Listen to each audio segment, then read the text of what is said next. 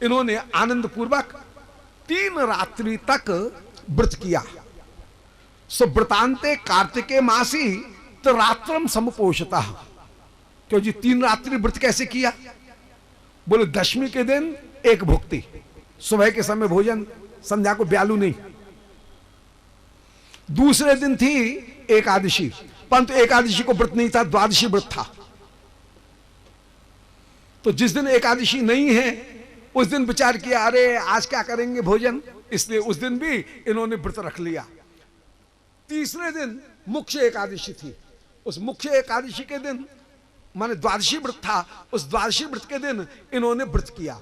इस प्रकार रात्रम समपोषितः 3 रात्रि तक लगातार व्रत करते हुए राजा को व्यतीत हो गया है।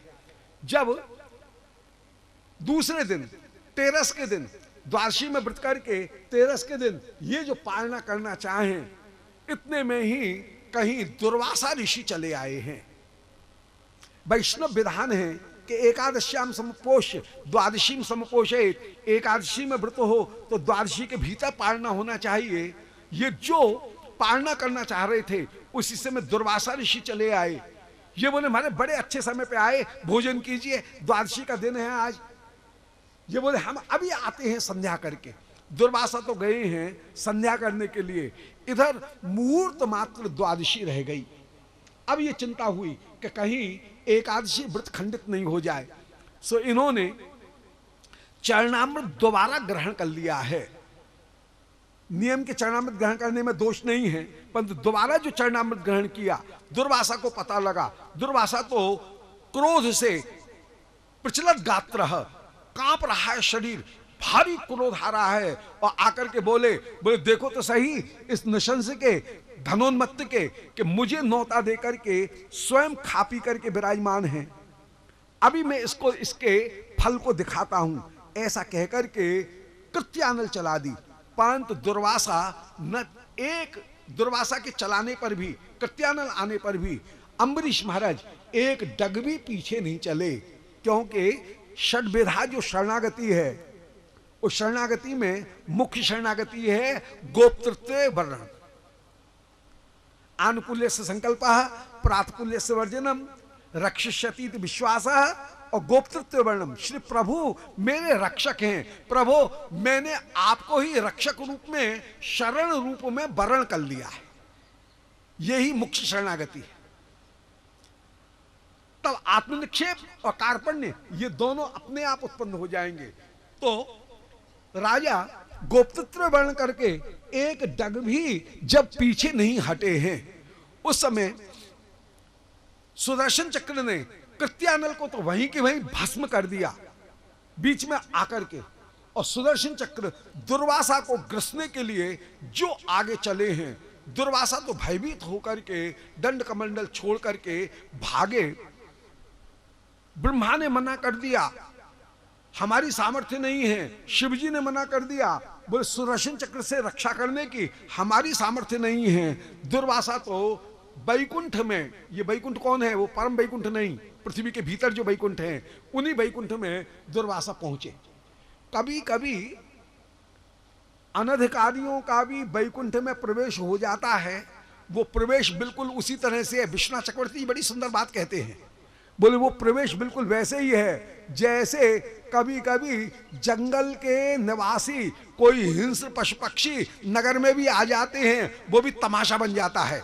कोई भालू का तमाशा दिखाने लगे सड़क के ऊपर, कोई सर्कस में शेर के तमाशे को दिखाने लग जाए, वो जैसे मनोरंजन का विषय हो जाता है, ऐसे ही वैकुंठ निवासियों के लिए कभी अवैकुंठ परकर का, अवैकुंठ के जीवों का वैकुंठ में जो पहुंच जाना, वह उनके उल्लास को, नए उत्साह को बढ़ाने वाला ही हो जाता है। तो दुर्वासा को, जो दुर्वासा आए वैकुंठ के पार से, सब चमत्कृत होकर के देख रहे हैं, बोले ये कौन क्रोध करता हुआ चला आ रहा है भैया, कौन आ रहा है, कौन आ रहा है। ये भी तमाशा मात्र हो गया।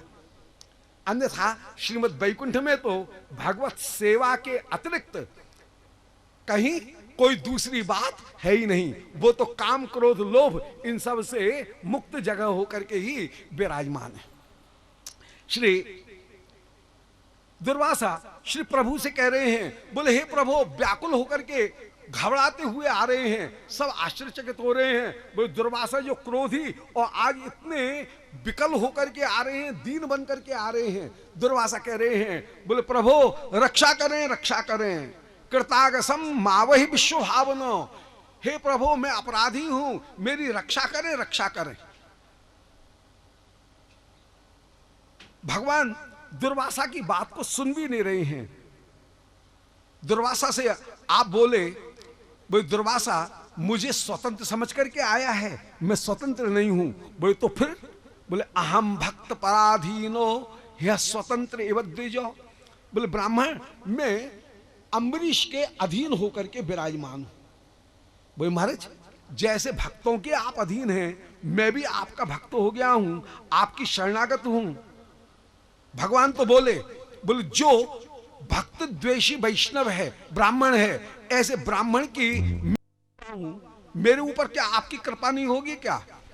बोले देख, पुत्र की अपेक्षा नाती ज्यादा प्यारा होता है। जो भक्तों के भक्त हैं वे मुझे ज्यादा प्यारे हैं। अम्बरीश है भक्तों का भक्त, इसलिए अम्बरीश मुझे ज्यादा प्यारा है। तू है मेरा पुत्र और अम्बरीश है पुत्रों का पुत्र, नाती। जगत की रीति ये है कि बेटा की अपेक्षा नाती ज्यादा प्यारा होता है, पंती ज्यादा प्यारा होता है। बोले महाराज अब तो मैं आपकी शरण आ गया हूं। बोले देख, शरण आ गया है इसलिए केवल इतना मात्र हो रहा है कि मैं तुझे दंड नहीं दे रहा हूं। तू तो इतना दुष्ट था कि तूने अम्बरीश को मारते समय, जिस समय कृत्यानल चलाई, उस समय अम्बरीश के हृदय में मैं विराजमान था, परंतु तूने मेरा भी विचार नहीं किया, तूने कृत्यानल को प्रेरित कर दिया। वो कृत्यानल की धपन अम्बरीश तक नहीं पहुंची, वो धपन पहुंची है मुझ में। विश्वास नहीं हो तो देख ले मेरा वक्षस्थल। आपने अपनी माला हटा करके जो दिखाया, सचमुच वक्षस्थल के ऊपर फफोले के चिन्ह दिखे हैं। अम्बरीश श्री दुर्वासा के नयनों से तो अश्रुधारा प्रवाहित हो रही है। भगवान कह रहे हैं, बोले दुर्वासा विश्वास नहीं हो तो देख ले, साधवो हृदय मह्यम साधूनाम हृदयम त्वहम। मैं अम्बरीश के हृदय में विराजमान, मैंने अपने द्वारा अम्बरीश की रक्षा की। मैं ऐसे भक्तों का कभी भी त्याग नहीं कर सकता हूं। अरे सुदर्शन चक्र तो भगवान के आयुध हैं, भगवान की तनिक इच्छा होती सुदर्शन चक्र शांत हो जाते, परंतु भगवान भक्त की महिमा को स्थापित करना चाह रहे हैं। इसलिए अम्बरीश से कह रहे हैं, दुर्वासा से कह रहे हैं कि अरे दुर्वासा उन अम्बरीश की शरण ही तू जा। दुर्वासा जो लौट करके अम्बरीश की शरण आए, श्री अम्बरीश सुदर्शन चक्र की वंदना करते हुए ये प्रतिज्ञा कर रहे हैं कि यदि मैंने कोई दान यज्ञ तप किए तो मैं ये चाहता हूं कि सुदर्शन चक्र शांत हो जाए। सुदर्शन चक्र आधे शांत हुए, आधे उग्र रहे हैं। इन्होंने दोबारा प्रतिज्ञा की कि यदि एक भक्त सर्वत्र अपने इष्ट का दर्शन करता हो और मैं दुर्वासा में भी यदि अपने इष्ट का दर्शन कर रहा हूं तो श्री सुदर्शन चक्र शांत हो जाएं। श्री सुदर्शन चक्र गंगा जल सरी के शांत हो गए हैं। दुर्वासा तो नाचने लगे कि आहा हरि के दासों के दासों के दास, उनकी महिमा का हम क्या वर्णन करें। अहो अनंत दासा नाम महत्वम दृष्ट मध्य में, श्री नारायण से लेकर के अस्मदाचार्य पर्यंत जो गुरु परंपरा है उसकी महिमा का, अनंत दासों की महिमा का हम क्या वर्णन करें। मैंने जिनको मारना चाहा आज मेरे ऊपर ही वे अपूर्व कृपा करते हुए विराजमान हैं। श्री अम्बरीश ने दुर्वासा को भोजन कराया। 1 वर्ष लगा था दुर्वासा को चक्कर लगाने में। अम्बरीश ने कण का भी अपनी जिह्वा के ऊपर नहीं रखा, ब्राह्मण को भोजन करा करके फिर ये भोजन करते हुए विराजमान हुए हैं। इस चरित्र को जो श्रवण करेंगे वे परम भागवत होकर के विराजमान होंगे। आगे इक्ष्वाकु के वंश में ही युवनाश्व राजा का जन्म हुआ। इन युवनाश्व राजा के द्वारा जब इंद्र जो हैं वो इनकी कुंख से उत्पन्न होने वाले जो बालक थे, उन बालक की इंद्र ने रक्षा की, इसीलिए उनका नाम मांधाता हुआ है। उन मांधाता की 50 पुत्रियों को श्री सौभर ऋषि ने विवाह है। सौभर ऋषि के अपूर्व वैभव को देख करके सब राजा भी अत्यंत अत्यंत आश्चर्यचकित होकर के विराजमान है। सौभर ऋषि के चरित्र के द्वारा दिखा रहे हैं कि एक बार सौभर ऋषि यमुना जी के किनारे पर तप कर रहे थे, एक मछलियों का संग देखा, इनके मन में विचार आया कि हम भी संसार के विषयों को भोगें। विषयी जनों का संग कैसे एक तपस्वी को भी तप से भ्रष्ट कर सकता है, ये इस चरित्र के द्वारा दिखा रहे हैं। परंतु यदि भगवत चरणाश्रय को ग्रहण किया जाए तो विषय संग करने पर भी फिर विषयों में प्रवृत्ति नहीं होती है। श्री सौभर ऋषि को 50 कन्याएं प्राप्त हो गईं, गार्हस्थ्य इनका विराजमान है। इनके हृदय में भगवत भक्ति के प्रभाव से पुनः वैराग्य उत्पन्न हुआ है और सब कुछ त्याग करके अपनी पत्नियों को संग में लेकर के वे पत्नी भी परम तापसी हो गई हैं और तापसी पत्नियों को संग में लेकर के ये वन में पधारे। श्री वृंदावन में सुंदर गांव में यही श्री सौभर ऋषि अंत में भगवत आराधन करते हुए भगवत गति को प्राप्त हुए हैं। बोलो श्री यमुना महारानी की जय। श्री यमुना जी की ऐसी महिमा यहां प्रकट हो रही है। इन्हीं के वंश में आगे रोहित जो है उनका जन्म हुआ है। रोहित के वंश में सगर नाम करके राजा उत्पन्न हुए हैं। सगर राजा की 2 पत्नी, एक सुमति और एक केशनी। सुमति में श्री वाल्मीकि रामायण में वर्णन किया गया कि एक तूमा उत्पन्न हुआ और उस तूमे को फोड़ करके उसमें से भुनगे की तरह से 60,000 पुत्र उत्पन्न हो गए। उत्पन्न तो हुआ था एक तूमा और उससे 60,000 पुत्र जो हैं वे उत्पन्न हो गए। केशनी जो हैं उनमें असमंजस का जन्म हुआ है। असमंजस कोई पुराने योगी थे परंतु योग भ्रष्ट हो गए थे, इसलिए इनको जन्म की प्राप्ति हुई, परंतु पूर्व जन्म की स्मृति इनको बनी हुई है। ये छोटे छोटे बालकों को पकड़ें और सरयू जी में धक्का दे दें। प्रजा ने आकर के राजा से कहा, बोले महाराज राजकुमार के उपद्रव से हम व्याकुल हो गए हैं, हमारे पुत्रों को उन्होंने सरयू जी में मार दिया है, धक्का दे दिया है, धकेल दिया है। राजा ने, सगर राजा ने अपने पुत्र असमंजस को ही देश निकाला दे दिया। असमंजस सरयू जी के पास में गए और कहा, हे मां, मैंने तुझे जो बालक दिए थे उन बालकों को मुझे दे दे। सो सारे बालकों को लेकर के आए और एक एक घर के दरवाजे पर छोड़ गए। उन बालकों को, जिस घर का बालक उस घर के दरवाजे पर छोड़ गए हैं। प्रजा को बड़ा दुख हुआ कि हाय, हमने राजा को राजकुमार को अनावश्यक देश निकाला दे दिया है। इन्हीं असमंजस के अंशुमान पुत्र उत्पन्न हुए हैं।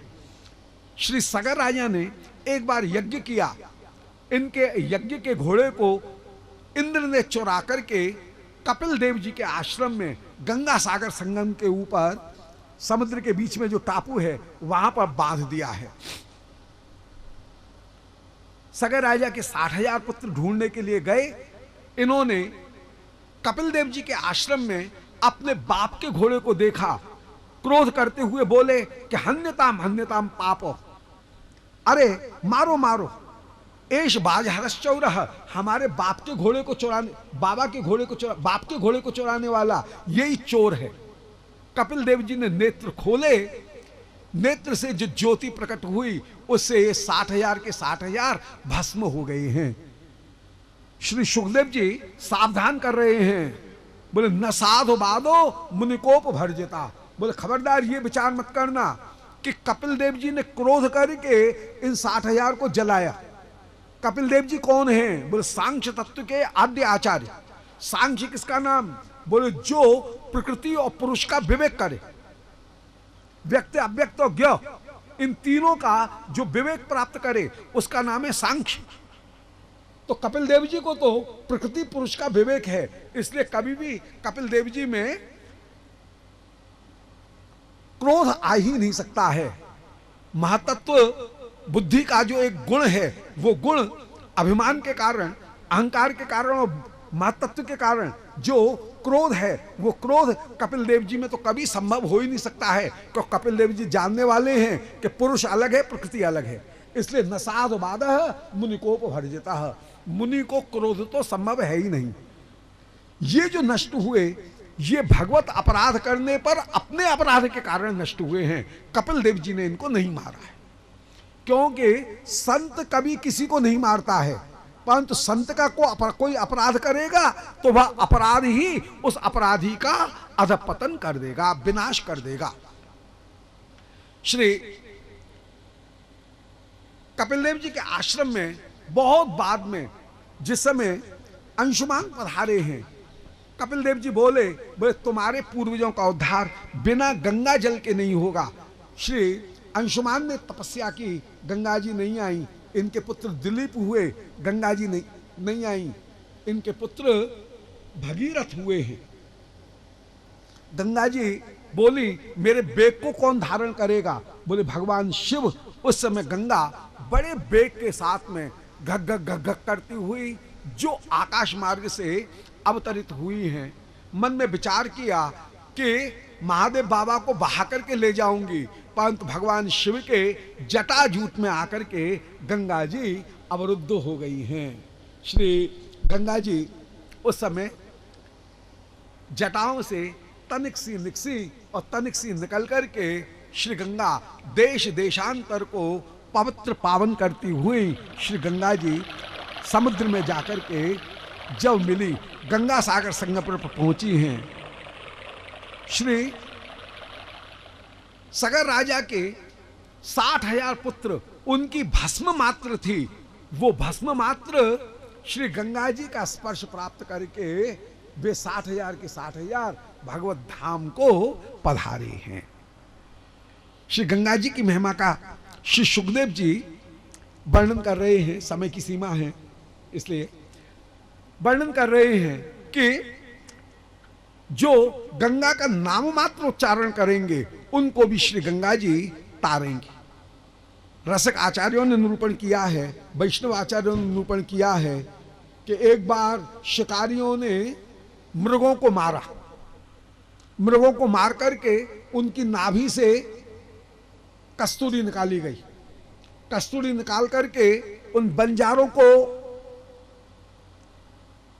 कस्तूरी प्राप्त हुई, बंजारों के हाथे बेची गई।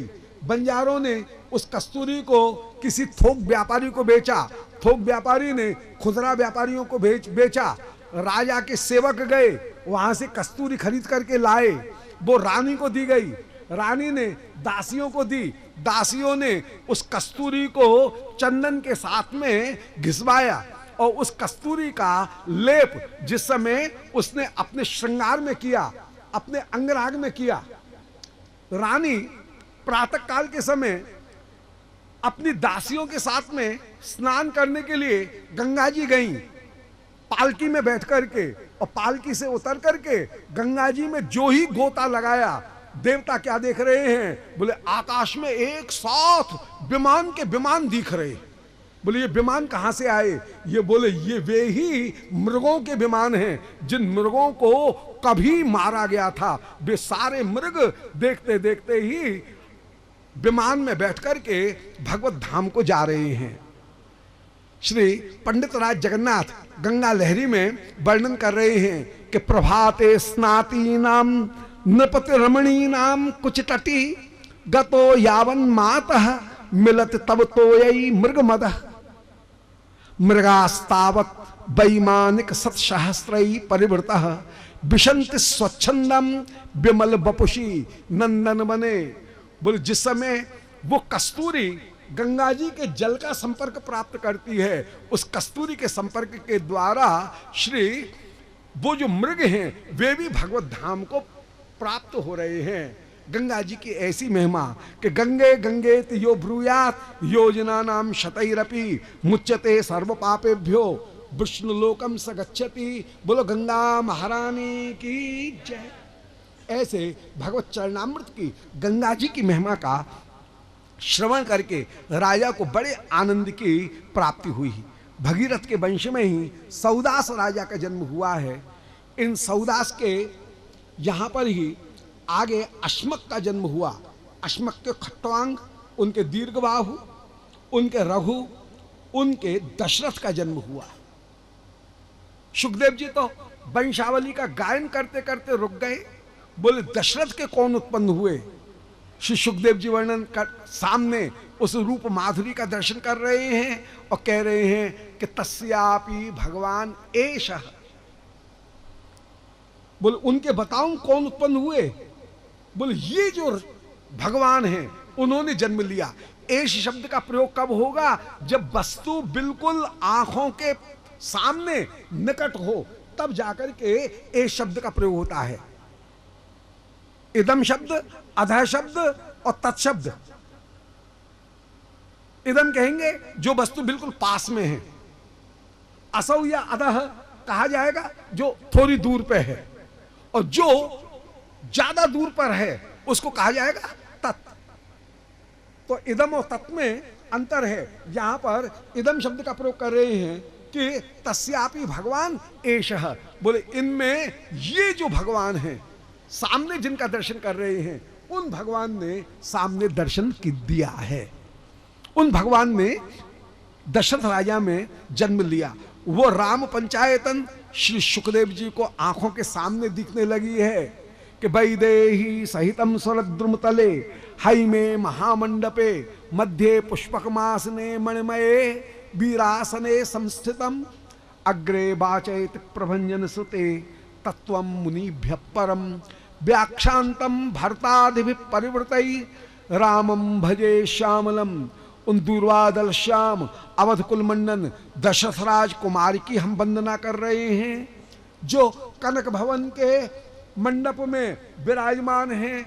स्वर्ण सिंहासन के ऊपर श्री लक्ष्मण लाल ने धनुष लगा रखा है और ऊपर छत्र जो है वो छत्र लगा रखे हैं। भरत शत्रुघ्न दोनों के दोनों आपके ऊपर चमर कर रहे हैं। वाम भाग में श्री जानकी जी विराजमान, चरणों के पास में श्री हनुमान जी विराजमान हैं। आप सनकादिक ऋषियों को ब्रह्म तत्व का उपदेश प्रदान करते हुए विराजमान हैं। उन श्री राम ने राम लक्ष्मण भरत शत्रुघ्न ये 4 रूपों में अवतार धारण किया।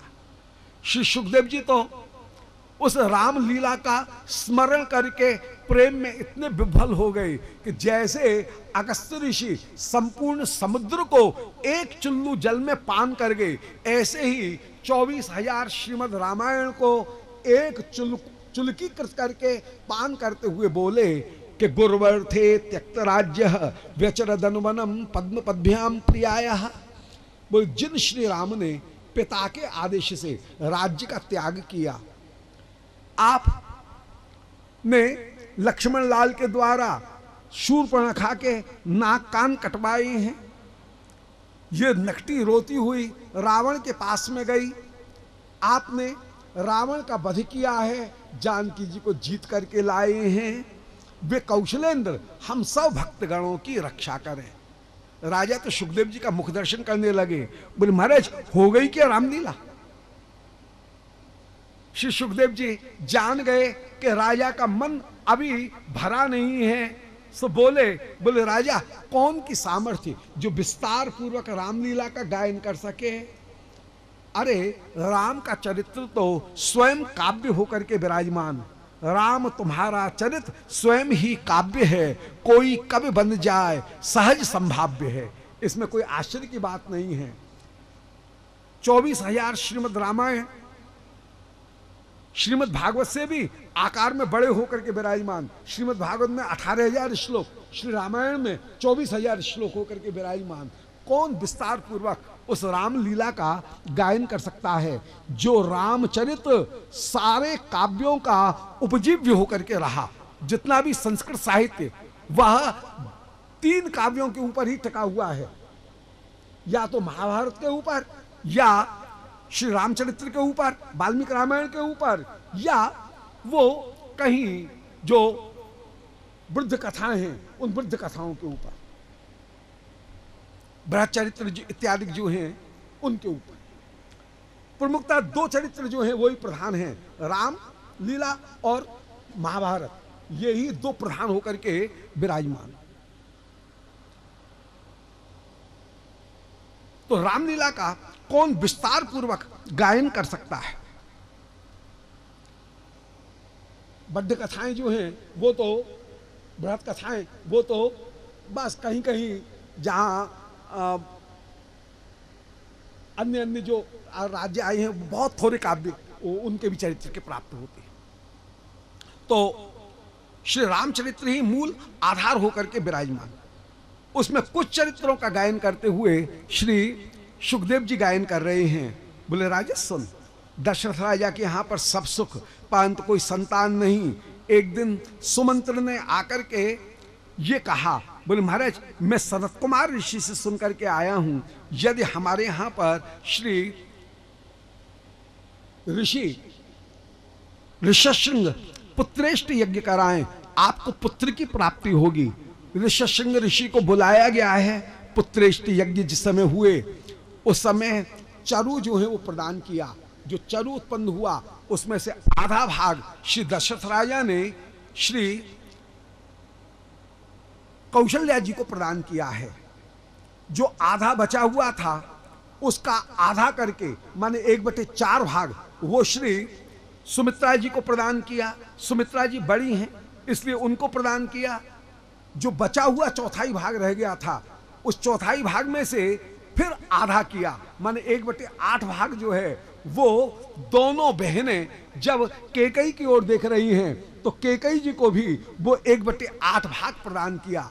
अब बचा हुआ जो 1/8 भाग रह गया उसको इन्होंने पुनः श्री कौशल्या जी को देना चाहा। कौशल्या जी ने संकेत किया है, वो ही श्री सुमित्रा जी जो हैं उन सुमित्रा जी को ही वह भाग प्रदान किया है।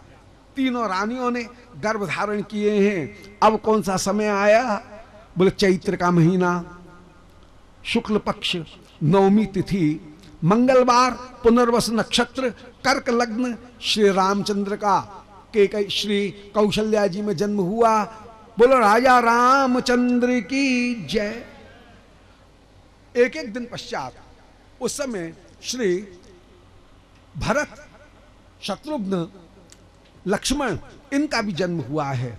युग्म बालक का श्री सुमित्रा जी में जब जन्म हुआ है, श्री रामचरित्र अद्भुत मंगल में होकर के विराजमान।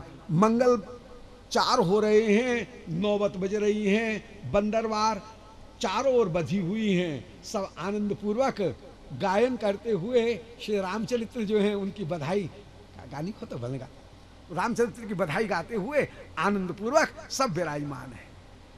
अभी बधाई गायन होगा रामचंद्र जी का। हाँ विराजमान, फिर क्या बात है।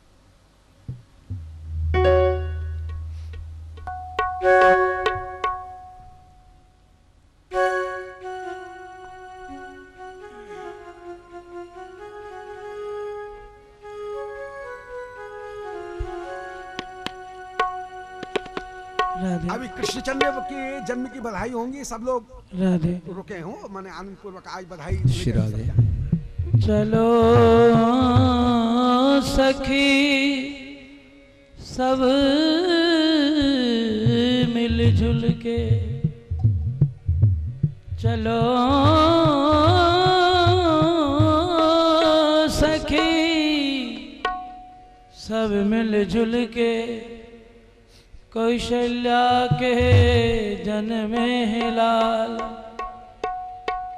सब नाचा बहु धूम मचाओ, और मीठे दे दे ताल।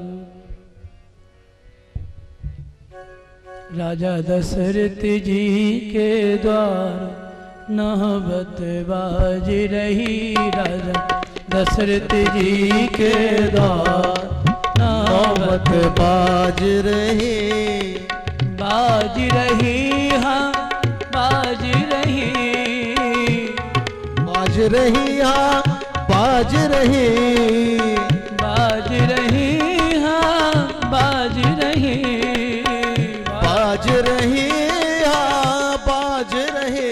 राजा दशरथ द्वार नौबत बाज रही, राजा दशरथ जी के द्वार नौबत बाज रही।